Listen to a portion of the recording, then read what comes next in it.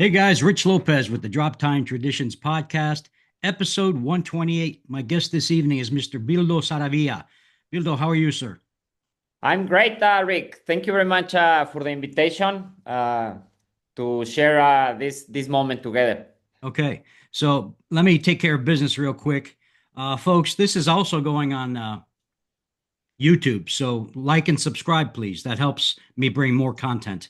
I've got a surprise for you guys down the road. I just bought an AI generated 360 camera. So this thing's going to follow me around the room, whatever I do when I'm in the workshop. So this is going to get cool.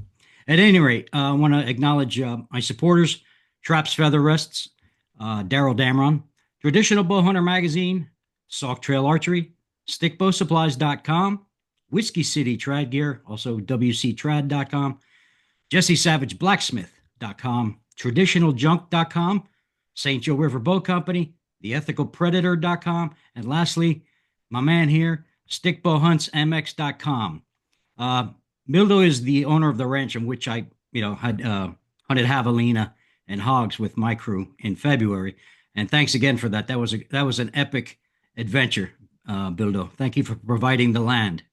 Well, thanks for Fernando, and Alfonso for taking the step of putting this community together and open, Durango for the bow hunting. So that's amazing.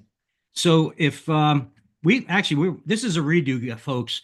We were 90 minutes into the podcast on this past Tuesday, but as Florida has it, an electrical storm knocked out my power 90 minutes in. So Bildo has graciously agreed to redo it. So um, I We got can, to love Mother Nature. yeah, that true, that too. Now you were born and raised in Durango, correct? Born and raised in Durango, Rick. My dad went like crazy on tracing, so he traced 8 generations on his side, and then on my mother's side also. We don't know that much, but always from Durango, born Mhm. and raised here, Durango, Mexico.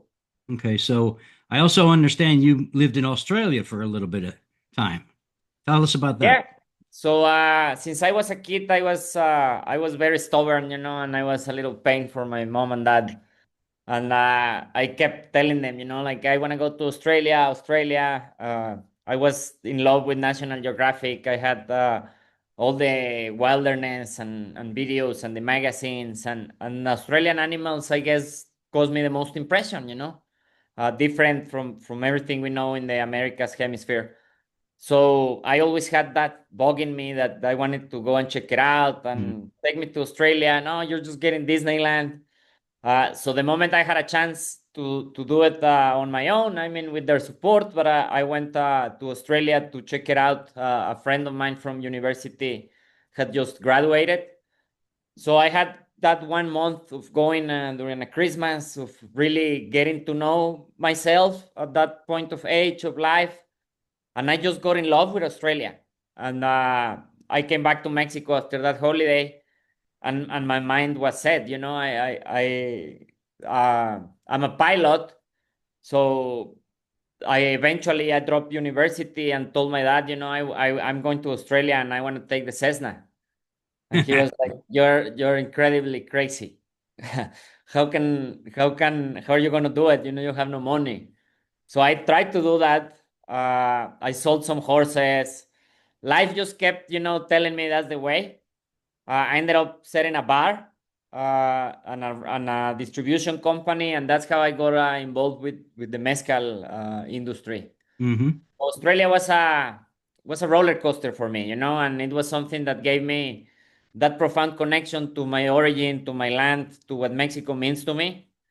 And it's incredible, because in my story, it happened as far as possible as you could imagine. And I met a great family. I still have good friends over there. And I know that in time, I'll be able to go back and share those moments of my early life, of my career with my daughters, and just make good stories of life. Yeah. Now, when was the last time you were in Australia? When I came back, in Oh, okay. 2015, so I Hmm. went from 2012 to 2015. Uh, And the universe had a different plan for me. My dream was to leave Mexico, migrate to Australia. I had everything on the track, and sometimes life plays you in a different way. At that time of my life, to be very honest, I was younger. I was not mature enough to understand certain responsibilities, and the land is here. The ranch we work for generations, and that was kind of my path, and it is. But at that time of my life, I just wanted to do something different, and I met the Cortez during my time in Australia that are my partners today in the mezcal project of Origen Raíz del Espíritu that we were at the Vinata, and we'll talk a little bit more. So, from failure comes huge success, because some things were a failure. What I was trying to achieve, I achieved it, but I couldn't get the continuity that Mhm. I desired. But I got the continuity. We're homies with my family, with my mom, with my dad. Now they can be grandfathers. I'm their neighbor, and I'm more blessed than I have ever realized. So, yeah. So technically, you were just born into the cattle industry, correct? The beef cattle. I could say yes and no, because I was born into a business family, like very business oriented. My dad, my mom, and uh, uncles, cousin of him, like the Hacienda o La Punta, and so I grew up around ranching, and since very little around horses, that yes. But it was when I was 15, 16 that I convinced my dad to purchase the first cattle as a business, because he had already the land. And to me, it was just the thing we had to do. So I was more like an entrepreneur rancher, with really good mentors. So the land there that I hunted on, Rancho El Ojo, for those who don't know Spanish, it's Ranch of the Eye. Um, what is the meaning of Rancho El Ojo? Where does that come from? So there was this hacienda, from the times of the hacienda. It goes way back, probably 17th, 18th century hacienda El Ojo. And it has this spring. El ojo in Spanish, like el ojo de agua. When you find a spring, we tend to call a spring like ojo de agua. Okay. So Hacienda El Ojo, and then the story of Mexico. The Hacienda's time came down. Then the land became a ranch. A U.S. Rancher bought it. Then it was turned into a ejido. After some time, the hacienda remained private, passed hands. And then eventually the ejido sold that part that was given to them back in the 30s. And a rancher made the lojo, put all the infrastructure together. And you saw how complex the ranch is. Yes. So to them, it was not a good business. So they sold it because the ranch was not giving them, what their objectives were. It was too rough. It couldn't be tamed. It just and they were doing a different cattle business. They were doing just kilos, what we call seasonal. They purchase cattle, Yeah. they put it in the grassland in the rain season. They get it out, take it to the feedlot. Uh, so it didn't provide them because the cattle needs to be born in there. So it's a great breeding ranch. So we're breeders, we're cattle breeders. So that's how we got involved into making of El Ojo what it is today. Yeah, I That was was in 2003. three. Okay. Yeah, just that land, that terrain.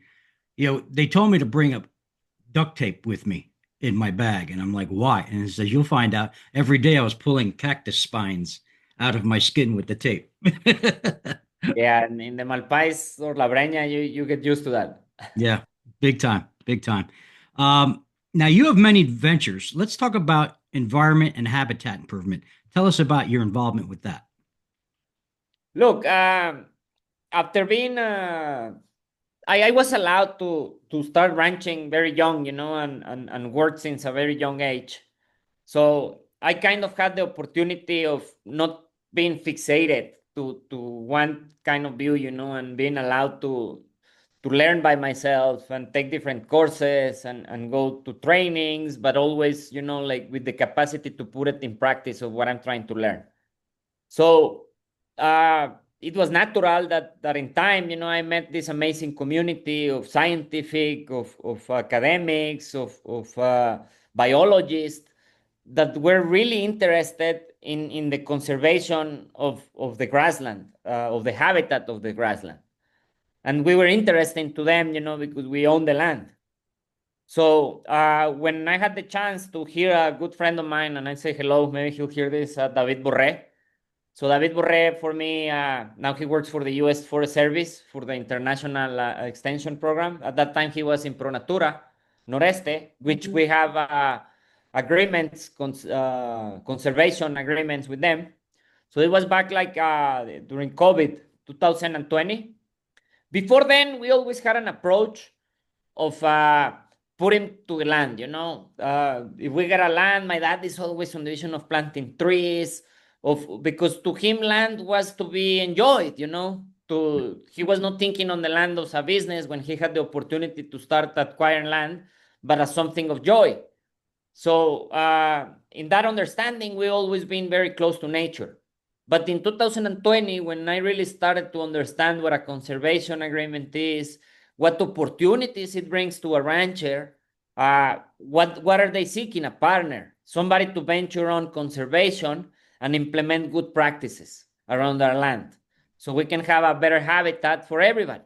For the birds particularly, they're very interested in habitat conservation for migratory bird species.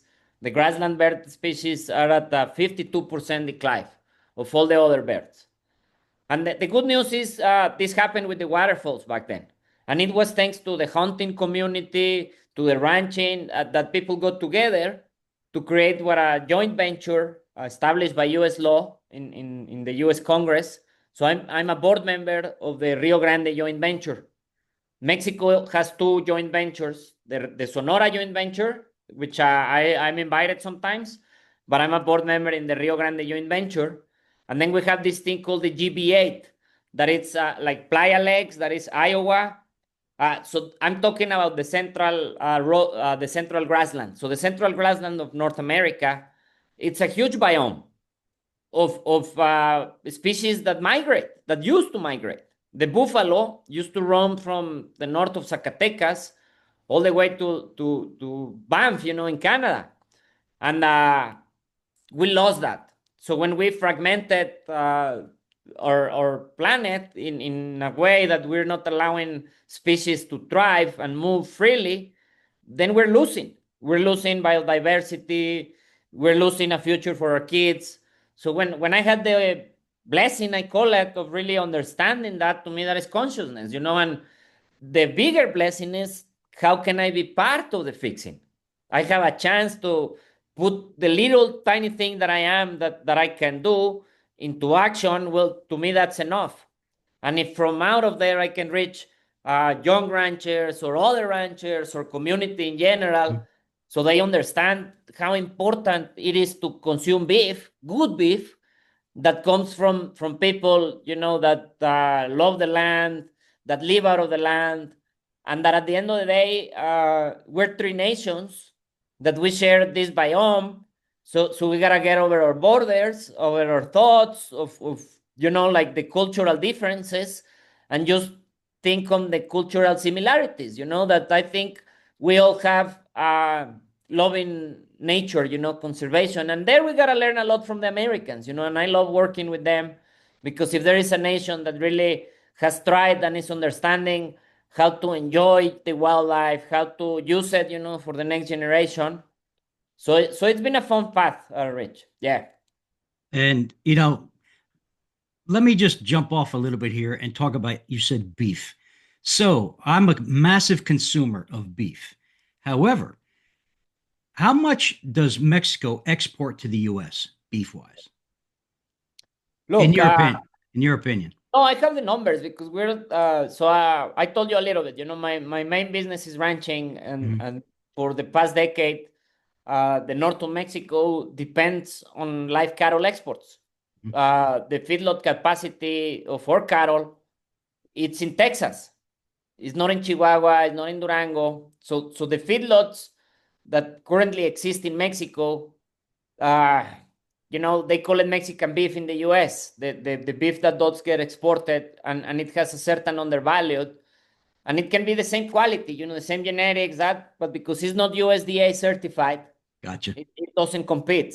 So that's what allowed the live export cattle, to thrive and to make a chain of value that worked perfectly till it didn't, because when a sanitary risk exists, and this is something that we're shit scared, I'm sorry to say the word.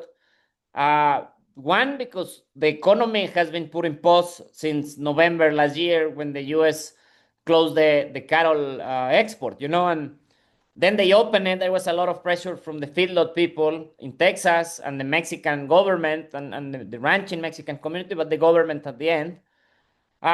They implemented, they didn't react in Mexico the way they should. They should have closed the south border to Central America cattle, which is the life of the origin. The worm came back because of illegal cattle, the cattle that make a bad name for beef, the cattle that get rid of the jungle, the cattle that get rid of habitat in order to produce cheap, dirty beef. So as long as that is not controlled and the illegal cattle is coming in, and companies, like Sucarne, that export beef to the United States, are just laundering all that, we have a huge problem. And the only way we can work with that problem is by building awareness and community. So how do we build awareness and community? By reaching out and talking. Thank you for this space, and I'm sure the hunting community should be concerned. And I think the ranchers in the United States did the right thing. They asked their Secretary Rawlings of the USDA to close the border again. And she listened to them, and I praise her. And even though we're the ones that we're suffering that loss of commerce, we need to evolve, and we need to seek, how we're going to build a community and a business community I'm talking about. So we give the capacity to give to the United States the beef that it comes from the grassland, the beef that comes from origin, the beef that the USDA really wants and seeks.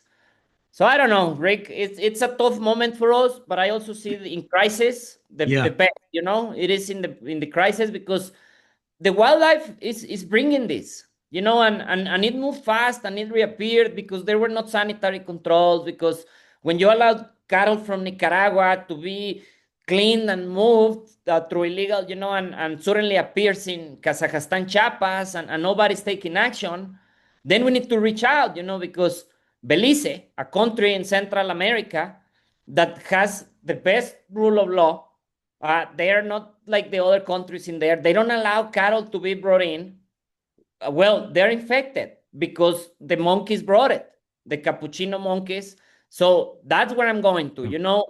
The models, I've been talking with a lot of agencies, conservation agencies, very informed people that been putting all this investigation in how did it reappear. So I can say I'm very informed.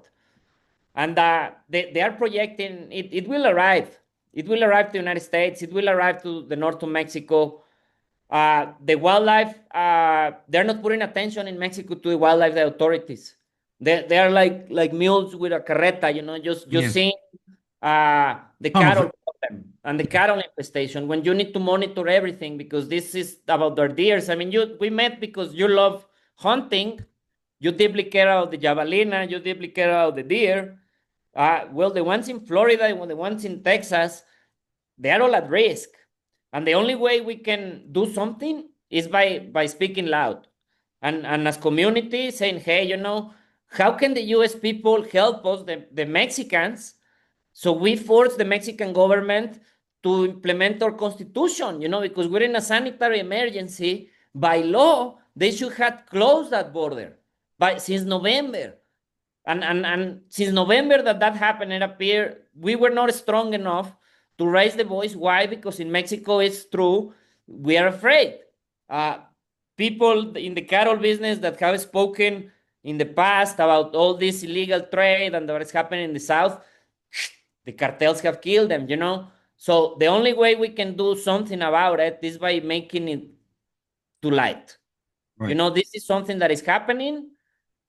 This is something that we need to confront. And this is something that if we are more Mexico, if we protect Mexico, we are protecting America.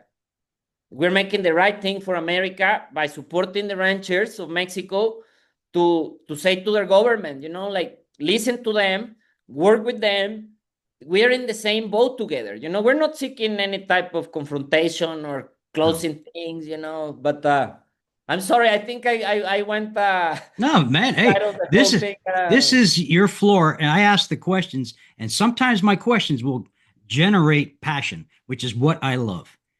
Thank you. I'm passionate in what I do. I know you're passionate. The reason why you're on here is because remember the commercial, The Most Interesting Man in the World? When I met you, you became that guy for me. I'm serious. I'm no lie. On my mother's Thank you. grave. Rick. Um, Thank you. we spent a good half a day together I back in did. February having lunch, and you brought us around on a tour of your mezcal operation. Tell us about its origen raíz. Is that correct?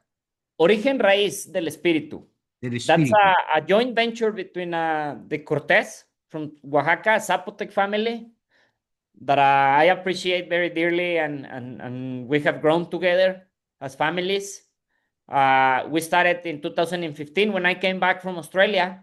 I was their importer of the most amazing mezcal that I had ever. You know, we saw how much it has changed this industry because it just became industrial. And we're there to protect the land, to take the wilderness and make sure it has. So in the mezcal world, I had that opportunity with the Cortez, and we ventured together in making the vinata at Rancho El Ojo, and just taking the know-how because I didn't have the generational knowledge, the traditional knowledge, uh, to do the mezcal the way it should be respected. And the number one respect is to nature.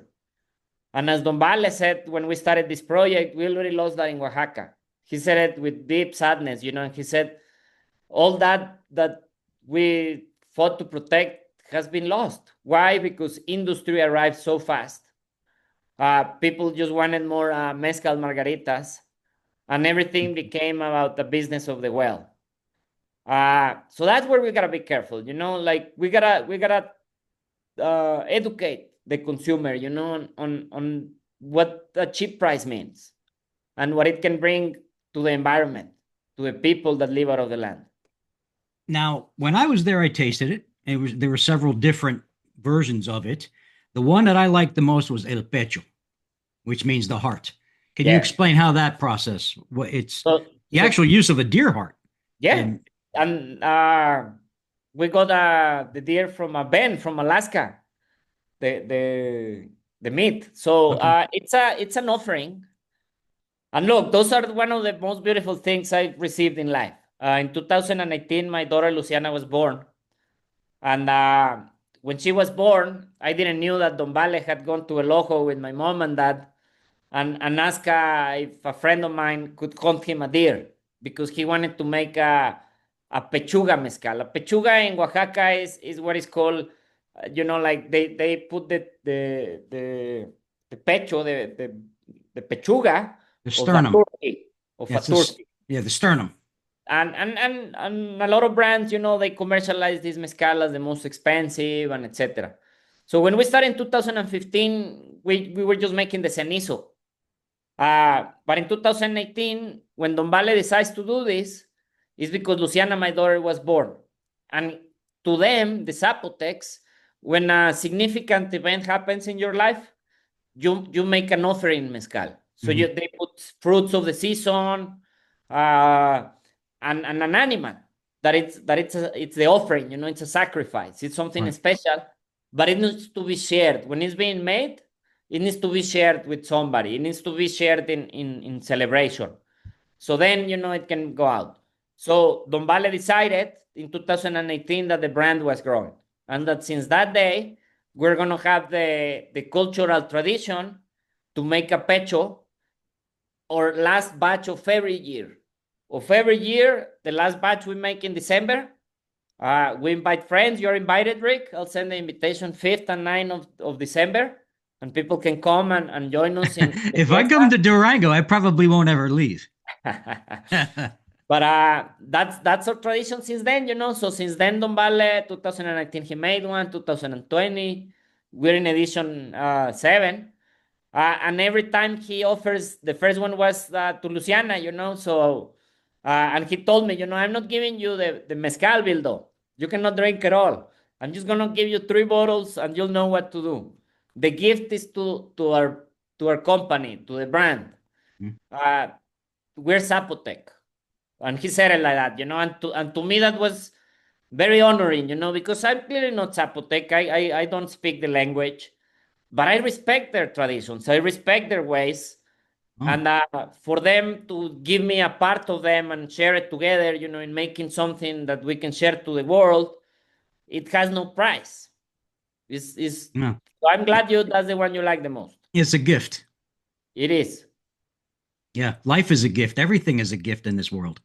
Yeah.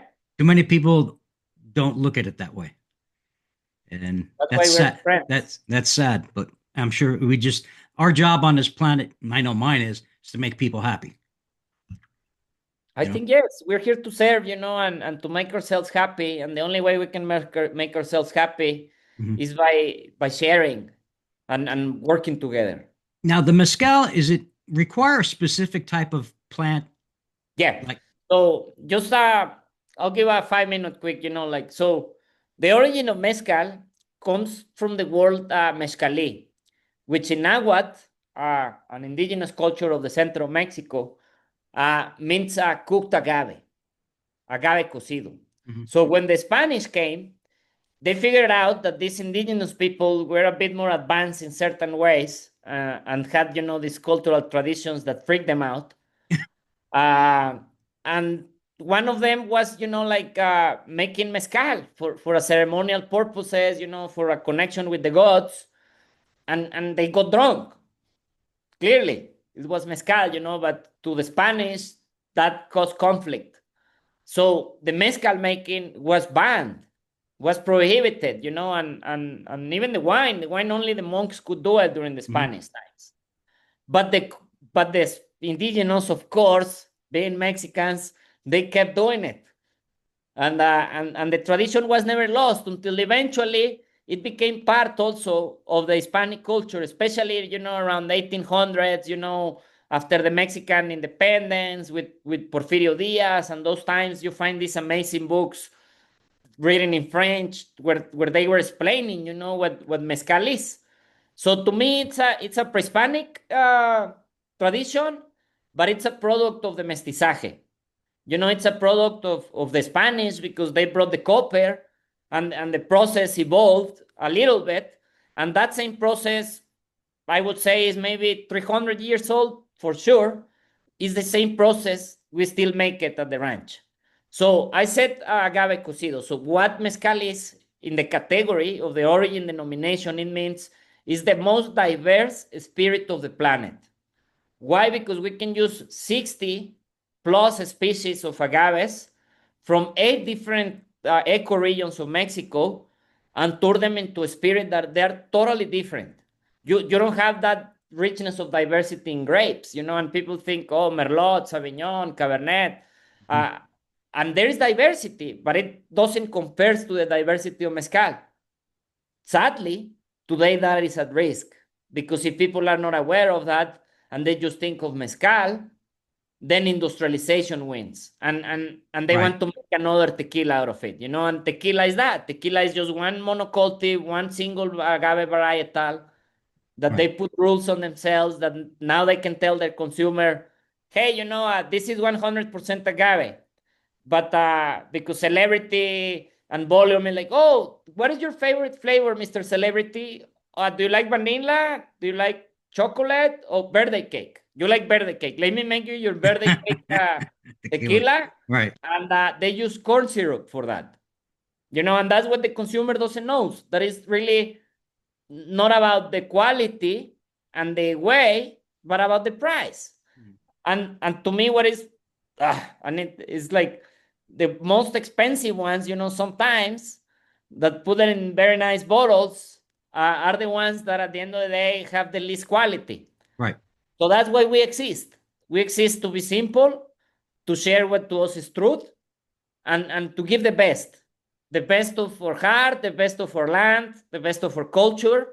And that brand, Origen Raíz del Espíritu, is there to share to the world what being the best is, with a simple understanding of life, because it's not the most pricey one. It's at the fair price, but without comparison, you saw how it has been done. You saw the vastness of the land, you saw the wilderness. Well, not a lot of people can talk about that. Well, I've been to a tequileria in the Yucatan Peninsula back in 2012. So I know difference between crappy tequila and very good tequila. The darker, the better. Yeah, Uh, but I found the most complex of all of that is mezcal, which is a completely different animal all unto itself. yeah. Now, you mentioned the word mescaline earlier. When I was a kid growing up and drugs were big, Oh no, but I was so mescalina. That's something found in the peyote. oh, peyote. Ah, Okay. I said mezcali. Oh, I'm sorry. Mezcali, it's indigenous, But you know Well, what has microdosing of mescalina does? The sotol, the Dacilirium cedrosanum plant, when it's distilled, it's minimal, it doesn't. But that's why with sotol I always tell people, be careful. be careful. Yeah. That thing is, do not think it's tequila. Do never in your life short it. Not even a mezcal either. To us, you need to have responsibility around everything. Mhm. And that's also how you handle alcohol. So we're in the alcohol business. We understand that the alcohol business to people and to society can create problem. It can create abuse. So to us, the best way to avoid being an alcoholic is drink good mezcal with love and with respect, so you can have a good or a hard day, and just stop there, enjoy it, because it's something that took so long, that it's so special, that you don't want to abuse it. Yeah, when we were taste testing with my guys when we were there, it was around lunchtime. Had some wonderful steaks with you and conversation, and I had one. Then there was going to be another one. I said, "Nope, I can't. I got to hunt that afternoon." Yeah, and you had a lovely hunt. I had a wonderful hunt, and I was harassed by a donkey. Remember that donkey? There. Is that donkey still around? Oh, that donkey already harassed another people and tried to beat a cowboy. Oh, the donkey's gone. Okay, good. Um, so I understand, earlier on you said you were a pilot. How did you become a pilot? I mean, you were a pilot at a young age. Very young. I became a pilot at 17 in Okay. San Diego Flight Training International. Mm. So and again, those things in life that I didn't necessarily chose. It was, uh, so I told you, I was, well, since very young, working and not very good school. So 17, I was already, like working the cattle my dad allowed me to do. And he got cancer by that time. And my grandfather, he retired very young. He was good at commerce and business, and he loved America. So he got his condo in San Diego in Coronado. And so my dad also, as very young, got handled the company and evolved the business. And when that happened, my grandfather had the condo in San Diego. So my dad was like, I don't know how long is this gonna take. So you should have a career. You need to have a career. It's important for you to have a discipline. So you like aviation back in the past. You took a course at El Paso a couple years ago or something in the summer. Why don't you study aviation? And I was like, yeah, like of course, like why not? So we went to San Diego, got enrolled, got my student visa, and there is not a single day of my life today that maybe when I was younger, I didn't realize that. But today, there is not a single day of my life that I haven't been blessed. And just life is that, and at that time, he didn't have to do any chemo, nothing. He just got an operation on his bladder. They got everything out, and the doctor was like, "No, like you can go back home." So he was like, so I was like, "Okay, I'll go back. I'm not studying a pilot anymore." He like, "No, I'm going back. You're staying. You're gonna stay here with your mom, and you're gonna finish this." So I gotta thank him for that, because that has turned me, into what I am today, and the mindset that Right. a pilot has to everything in life. It's about planning, it's about resolving, it's about evolving because elements change. You're gonna understand, weather patterns. So I don't know. I love being in San Diego. I have a lot of friends in San Diego. Uh, and that's how being a pilot came to be. Mm. Yeah, San Diego's beautiful. I spent a summer there. It was very nice, beautiful. Now, how stick bow hunts MX? I met Fernando and Pancho at a bow hunting convention back in March of 24. That one meeting in itself has brought all of us together. How did that partnership begin? How did they work for you, or were you guys just No, no. friends? So we're friends. Fernando and myself, we're same generation. And his mom and my mom, they're like buddies, comadres. Hmm. And so we grew up together, I could say. Poncho, it's a bit younger, but also, his mom and my mom, they're friends. Durango is not a big city. We come from similar values, family, business, entrepreneurs, like, or three families. Poncho is in the logging business, Fernando's father also was. So they always been in nature, and got that from their families. Me, my dad is really not a hunter, so I got it, from different people, and I'm not a hunter. I would say, I told you, Right. like, especially not with guns.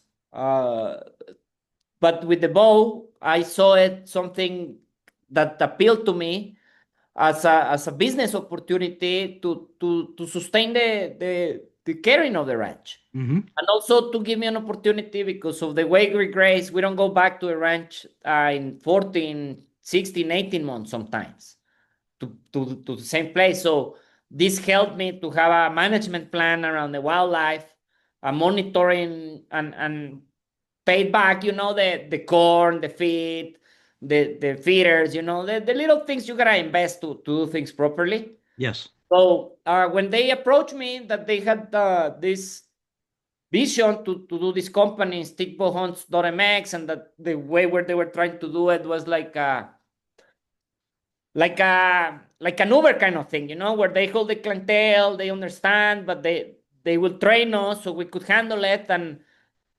we have a shared business, like they don't work for me, I don't work for them. I'm responsible for you to have a great time. I mean, is my ranch, is and they're responsible for me with you, that I'm gonna have, the animal tracking, so you guys are successful, when you go there. So I think that's Oh, the way things work, because sometimes you don't mingle, yeah. I everybody has mean, their own thing, but you partner. folks, I'm here to tell you, opportunity is all day long there. I mean, it was incredible. The only thing I will tell you, folks, if you go to on one of these hunts, bring some saline and Vaseline for because you will get a nosebleed. Because we're at what 6,000 feet above sea level. 2,000 meter, yeah, 6,000 feet. Okay, yeah, and every day I had a Especially in bloody nose, winter, the hunting season, like February, January, very it dry. tends to be very dry if we didn't have like good rains. That year had a bad drought. I Yeah, thought, and so, but yeah, this year we had good rains the start of June, July, sorry. Then but yeah, you guys gotta reach out, to stickbowshunt.mx, check out their webpage. And it, if you're thinking in just something new, safe and different, Durango is there. Rancho Lojo. yes, stickbowhuntsmx.com, folks. Um, I was there with my buddies. We were there 5 days, I believe. Uh, It was amazing. I mean, pigs, javelinas, coos deer, turkey, vast land. Outstanding hunting opportunities abound. Reach out to them. These guys are very easy to talk to. Um, they're hunters as well. I mean, they actually hunted 2 days with us, Fernando and Pancho. We had a That's blast. what they're doing it, because um, I mean the business is always the formality, and it allows everybody to do things properly. But you do things from the heart. So these guys, from the heart, Yeah, they they know are. what they do. They're So that's pure hunt. great. They're pure traditional archers. So what's funny is I mentioned that donkey earlier. I was in the blind where the donkey would come in and knew I was in there, and I would stick my head out and it would start making noise at me and whatnot. And this became a cat and mouse game for the donkey and me because it I forgot entertained. to say you could shoot him. Oh well, I didn't want to, only because then I'd have to deal with it. So ironically, they'd been seeing this huge hog, pig, wild boar coming into this area to feed, and he's a 200 pounder plus. So after 2 days of sitting in that blind, I was sweating my ass off in the afternoon. And I was like, I'm going to change blinds. So I changed blinds. Pancho Fernando show up the next day. Fernando gets in the blind that I abandoned and shoots that 200 pound pig within like minutes. I was like, damn. The Lord Murphy. Yep. Murphy stuff. But that night I took my javelina at 8 yards. So that was great. Uh, yeah, we kind of had a minor party that evening in celebration of our harvests, if you will, for lack of a better term. We also watched the Super Bowl on that Sunday. Yeah, yeah, yeah.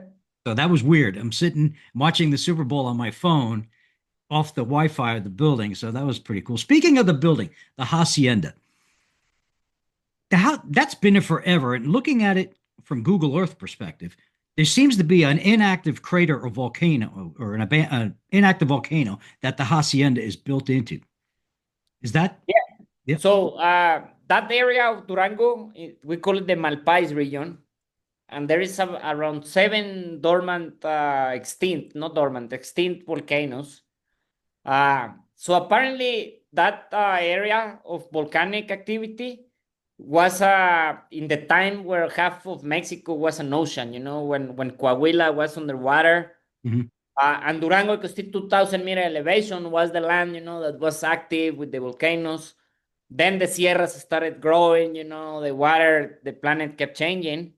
So my point is that it's millions and millions and millions of years old. That's Mhm. why you see so much forage and vegetation, and the land has been retaken. Yes.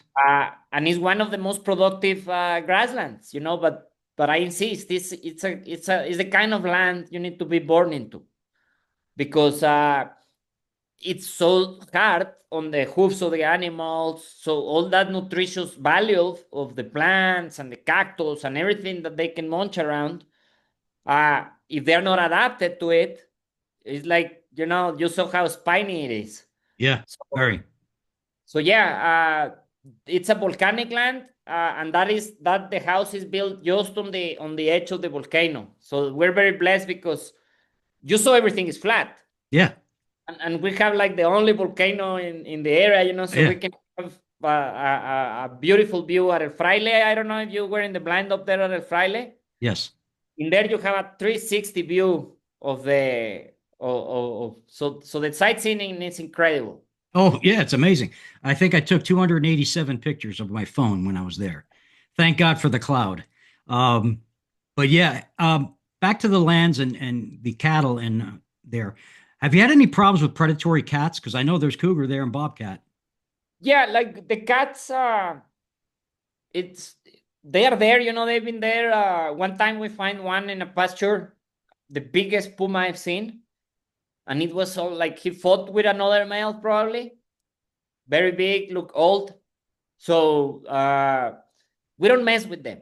We like to know where they are, and now that's like one of the benefits, what we're doing with stick bows, and at the end of the day, our own management plan. But thanks to the mentoring, that in certain way we had, and Pronatura also has helped lots.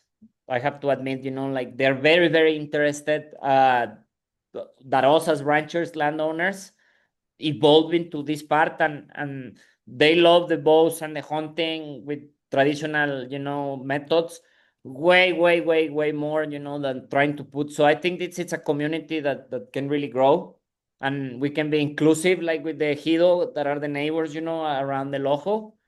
This season, they won't be ready, but we already convinced them, and we're talking with them to have, hunting spots just at the border of the ranch in their side.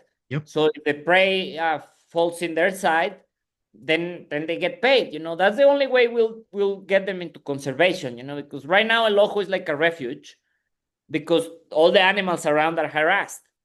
Mhm. And they are pushing to a ranch. But if we can bring, so yeah, I Yeah, think I. there's a lot of diversity because there's other ranches involved outside of El Ojo. Like one in particular looked like a And lot of that Ponderosa pine lands, and and that was perfect for the turkey. And that's the thing, we're taking care of the puma and everything in the ranch, but the cougar goes into the vecino, and the vecino is up, and first thing he'll do is shoot it. And Mm, then a juvenile is gonna come that doesn't know how to properly feed on the deer or that, and is gonna start preying on the cattle. right, So that's why we don't mess with the cats. If right. the cats don't mess with the cattle, we never mess with them. That's a good practice. And the best practice is to have wildlife. Right. So if we have a cougar there and we see the carcass of a deer, 8 antler, I don't know if I show you that one at the Vinata, the Puma 8 one, like the huge, like 10 antler, the hugest, one of the hugest ones I've seen. And it was the taking for the Puma. I mean, it belongs to him, is their habitat. But the biologists were incredibly happy because they're like, Bildo, that's the best indicator of the rangeland health. That and the bird species counting. But to have a predator eating what it's supposed to eat, and then you keep seeing what it's supposed to eat also, and so I don't know. Right. Now I think that's smart. That's smart. It's Very natural. different with the coyotes, but the coyote doesn't has a natural predator. Right. The coyote, the natural predator was the wolf. Now it's us. So we gotta control it, Yeah. Yeah. and we control it at el ojo only with trapping. Okay. Sometimes we use the little 22, Right. if it's close and they have a shoot, they'll do it. But the preferred method is like constantly moving the traps. Right. Yeah. They're a problem. They're a problem everywhere, actually, in the U.S. as well. Yeah. They're prolific breeders. Like you said, no natural predator. So it's like here in Florida, it's like they're everywhere, even in the communities. And you have to watch out for that. So, looking at the vastness and unforgiving nature of the land, how do you think material was transported in to build that hacienda? Because I know it's native rock in the Yeah. walls. So they transported the people, in cars, in trucks, and a lot of the rock was there. You see, most of the rock is from there. Yeah, So in a trailer truck, brought the cement, brought all the. It's expensive, I can tell you that. To yeah, build. So yeah, it was a lot of hard work. yeah. We were sitting around, the guys and I, we were talking about that, and we were like, think they used helicopters, to bring stuff in because it's like just coming there in the truck, my kidneys were like disrupted from the road. That's a tough road going in there. Um, Once you come off the hard road, yeah, it gets a little crazy. It's part Uh, of the adventure. yeah, big time. Maybe Uh, we should get a mild Cessna, and just get you on their own plane next time, Rick. yeah, absolutely. So besides the natural grasslands for your herd, is there any alternative feed being introduced? Or is it just Uh, all natural feed in the it's all grasslands? natural fit on what forage comes to. Uh, and there I'm just talking about, like my mama cows. The mama cows and the girls that spend, 12, 13 years in their pastures, just happy. And the bulls, the battery of bulls. Right. So those guys, they spend 12 months of the year moving around in the grass, and they just get compensated with minerals during their sanitary checkouts. 2-3 times during the year when we get them pregnant, when we evaluate them. In there, they get vitamins, they get a puron. We use zero poisons. They're prohibited, like ivermectin, all those kind of things. We don't use them because they break the natural cycle of the bugs. Mhm. We need the bugs. We need the estirculero, el escarabajo, estirculero, like I forgot the English name for the. I'll remember. But it's very important for us to maintain the herd with the most adaptability to the least introduced things. Sure. But we do need to give them mineral in the very dry season when the grassland plant value goes to nothing almost. We compensate them like with 200, 300 grams a day. We put little mountains. Mhm. We make 800 of them, Wow. and we do that only 2 months of the year when it gets really rough, and that is April, May, June. Then the rains come, everything eases, the money on the pocket. Everything's turning green. Yeah. What's the temperatures like there now? 31, 29, 27 degrees. Really? In the morning? Yeah. No, right now, maybe like 20, 22. It's getting hot. Okay, you're talking Celsius. Okay, Celsius. Celsius. Yeah. Yeah. Okay. Sorry. No, Celsius, I don't know how Fahrenheit that is. oh no. I'm learning my metrics. It's hot. It's about 110 here. Heat index. It's 98, but it feels like it's 110. Um, Yeah, but the thing, like the summer, that is the hottest. So the hottest month in Durango is, I would say, May and June. okay. But then July, if it's a rainy season, a good rainy season, it's very cool because we have elevation. Mhm. So with the little rains, we get like 3-4 hours of the day that it feels sticky and hot. Right. But if it's a little breeze, windy because of the elevation, so I people from the States, that come here in our summer, they're like, man, it's like DC. You boil yourself in DC in at this time of the year. Yeah. Here in Durango, it's beautiful weather. Yeah. It's been hot all through the U.S., especially on the east lately. But it's amazing how diverse atmosphere is there and the temperatures and whatnot. Because I mean, when I was there, when you looked far off in the mountains, you could see little bits of snow in the mountains, Yeah, I mean, little pockets. the thing we haven't seen snow is not because we don't get the cold, because it gets really cold in winter. Mhm. We don't have the moisture. It's just been very dry. When I was younger, we had way more years that we got, like snows in the winter. Mhm. Now it's been a couple of years, nothing. Right. Now, this episode, well, it became to my attention while I was there that the ranch, we touched on it earlier about the birds, migratory birds. Now, when I was there, I was told to download an app that I would see and identify a specific species. That was a great way to kill my time while I was waiting for my quarry while I was bow You're a hunting. birder now, Rick. Oh yeah, so I'm sitting there looking at this bird. I'm talking to it. It's talking to me, and it's awesome. How did that come to be? Now Uh, the Audubon Society, did they reach out to you at all? I work with the Audubon Society. They are part of the board member in the Rio Grande. Hmm. Uh, there is the specifics of the Rio Grande joint venture is to work around everything around the birds. So it was natural, I got this big book as a gift when I got the invitation to be a board member. I was not a birder, and they gave me this encyclopedia of the birds of northern Mexico, and the Merlin app that you downloaded, Hmm. that's an app that the University of Cornell in New York. So that's the biggest guys, in ornithology. So it's the biggest hobby. It's the biggest tourism. It's a huge community. You can do it in your backyard Hmm. at home. You can do it wherever you go. And all it takes is just to understand a little app.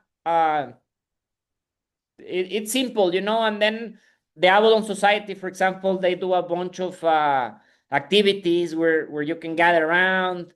And so, yeah, I think I became a birder just because I got interested. Right. It's easy. Yeah, And, I'm and very once you get interested. into it, Yeah. like I carry this thing with me all the time now. Mhm. And I love, like taking pictures and then giving myself the time to. So it's a hobby that spins around my job, because also having those good scores is like you're doing a good job, Bildo, on the family. Now, the Audubon guys, or Cornell, I should say, they're there on site with you, correct? Filming?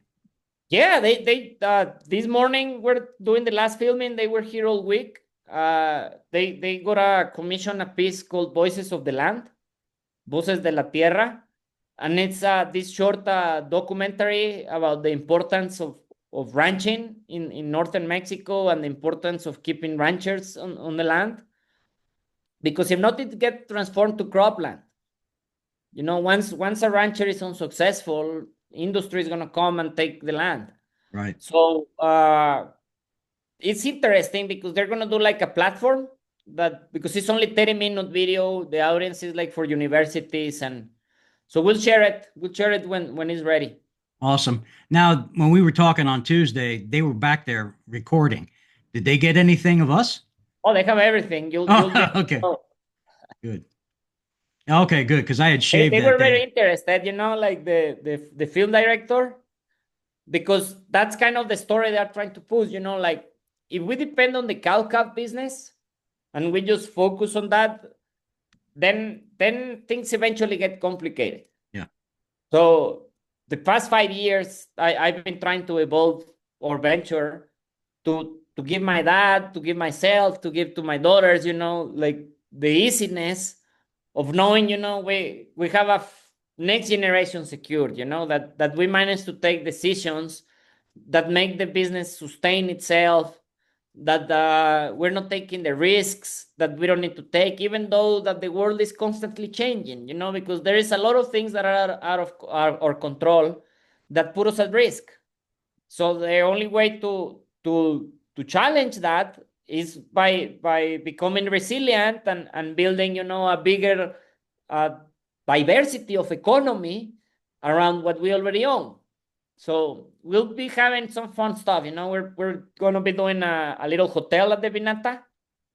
That is happening. We have the plans, the architects, Mm. all the fun part. Now the to build it, and from talking with you guys and what we've done, like I'm gonna call it Hostal Mica, and that back part, I'm gonna build 4 rooms. And then so you'll see, I have plans because I see a lot of future in what conservation is about. And conservation is not just ranching. Conservation is understanding the land, what can the land offer, and how can I be inclusive so people can enjoy it. Because if it's only about me and I'm the only one with the privilege to enjoy all that vastness, then it's hard. I don't have enough time to enjoy it all. So the best way to do it, I think, is what we're trying to do.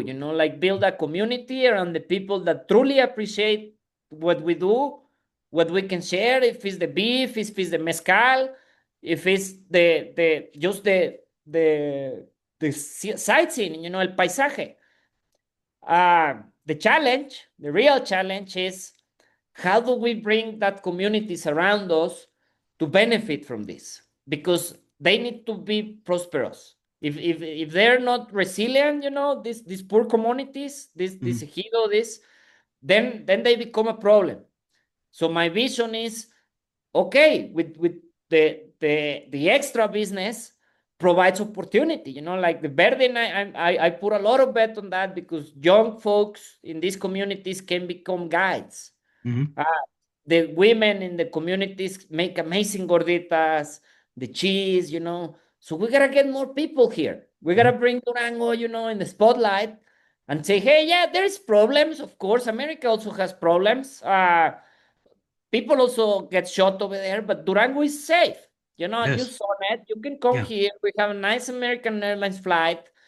We, the people from the ranch, will take care of you. You know, so you don't need to worry. And that's I'm not saying this Oh yeah. because I want to sell, because it is true. We live here.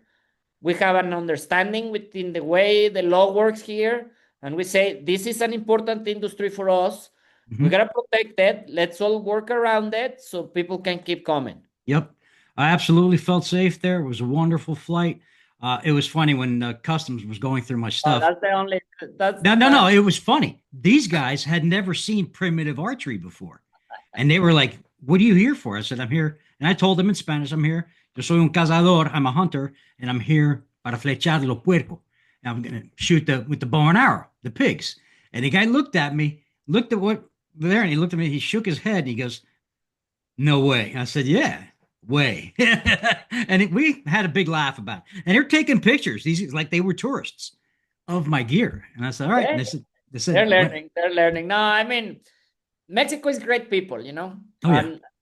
and we have great culture, and I think we share way more values than what we think, you know, especially Yeah. in these times. I think there Mhm. is like a constant effort to try to divide, to try to and no, you know, at the end of the day, I'm a believer of love. Mhm. Love is the most powerful tool that society, that humanity has, Yeah. and it's a survival instinct. You know, by love we survive, by providing to our children, by taking care of our planet. And I was in Billings, Montana, with the Crowd Tribe. I was very blessed to be there at a very important ceremony for them. Representatives from the federal government were there, from the state, from their tribal governments, and they were celebrating the giving back and the recognition of the 1825 treaty. Mhm. And they say something, you know, that two things that profoundly moved me, you know, and one was that they had given it all, you know, that everything that they gave it all. And the only thing that they expected to receive was recognition, you know, to what their culture is about, and to be able to preserve those traditions for their next generation. That all is about, you know, for them. Because the land is the land, and the land, even though they have part of that land, you know, but it's been shrink, you know, from what it used to be. So they're right, you know, they didn't got much, but at least they got, you know, that opportunity of continuity, and Mhm. that's what it really matters. And the other thing they said was that we all have three mothers. They said in their cosmovision that, you know, we have our biological mom that we all love deeply, and every single human, when we lose her, we go through conflict, you know, and we go through a profound sense of loss. So that's why we should always remember and understand that in their belief, then we have the second mom. And the second mom, we walk on her. And she nurtures us with what the planet is. To us, Mother Earth is the second mom. And the third one is home, is tu casa, your family, your wife, your sons, your daughters, you know, your brother. But at the end of the day, is your home. You know, that space you created for yourself, where you go from a long day, from that, and you rest. And I think we've forgotten that. And if we remember that, then we make life more pure, more simple, you know, more achievable, more manageable. Because sometimes we're just lost. And I'm talking about me, you know, sometimes we're just in that conflict, you know, of material need. And we are sacrificing the most privilege that we have, that is the connection with the land. So I'm very blessed again. You know, I cannot say it enough, but to do this, to be a rancher, to be able to understand, work with conservation, met people like you, now evolve a friendship, you know, from one time we saw. Now I know I have my friend Rich Lopez in Florida, you know, and you have your friend Bildo in Durango, and that's what I call the Yeah. la familia humana, you know, the I felt a family connection, and I'll forever have that family connection. And that's what we are, and that's what we're trying to bring. And to me, that enriches me, every time I can host somebody and I can connect, in a way that they feel at home. There is no bigger thing, than that feeling. Yep, absolutely. So, one last fun question. If you were to transport yourself back in time, where and when would it be? And why? I would love to see, like those times that are not so far, when the buffaloes were still, like moving. And I don't know. I think those times, where the Holocene was perfect, and people were in balance with nature, and that profound love and connection for the earth was what dictated the rhythm of life, like I maybe, I'll be surprised, and we just see it very romantically, and there were a bunch of wars and everybody was chasing each other. Who knows? I had this thing. I met the Hopi people Hmm. in close to Flagstaff, Hmm. and I met Tata Martin. He passed away already, but he carried this profession, this prophecy, that was handed from grandfather to grandson. They always skip one generation. They have this rock in there that they explain, the two-headed man and the one-headed man. And I don't know, those guys, the Hopi people, they were the peace tribe. And there were people always that in the most the world always been crazy, Hmm. but always in the world there has always been that profound uh, love for the people itself, for what they are, and to me that's the hope is in those times. Hmm. So I don't know. I would like to see in that time, where the first people came in, and the things, just the moment of change. Yes. Awesome. That's awesome. Well, Bildo, I want to thank you so much on behalf of the Drop Time Traditions podcast for coming on and spending a second time with me. Well, it To, was fun. I think the second one always goes better. yeah, it's a little more spontaneity, and the guys aren't in the background. And actually, Yeah, no, I gotta. they've been quiet. They've been quiet. So Yeah. thank them for me, for that. So as we close out here, just want people to remember, like and subscribe on YouTube, the Drop Time Traditions podcast. And people, take care of each other, love each other, respect each other. And if you see something, there's a lot of mental health out there issues. If you see something, say something, try to get help. So with that, I'm signing off. Thank you again, Bildo. I'll see you in February. See you in February, brother. Take All right, care, and God bless everybody. God all bless right, America. all right, buddy. Take care. All Bye. right.